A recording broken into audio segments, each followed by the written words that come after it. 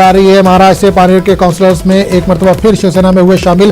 5 counsellor NCP में हुए थे शामिल। महाविकास आघाड़ी में इसके बाद रस्साकशी बढ़ गई थी।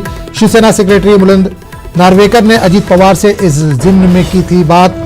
अजीत पवार और उद्धव ठाकरे के बीच भी इस ताल्लुक से हुई थी बातचीत। मातोश्री में शिवसेना के काउंसलर दोबारा शिवसेना में हुए थे शामिल। तो आपको बता दें, इस वक्त बड़ी खबर आ रही है। पानेर के काउंसलर एक मरतबा फिर शिवसेना में शामिल हुए हैं। 5 काउंसलर एनसीपी में हुए थे शामिल। महाविकास आघाड़ी में इसके बाद रस्साकशी बढ़ गई थी।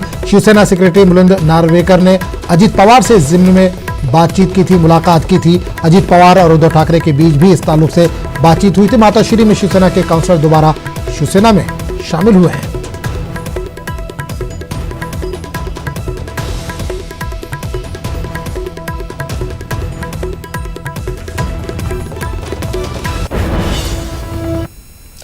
राजीव गांधी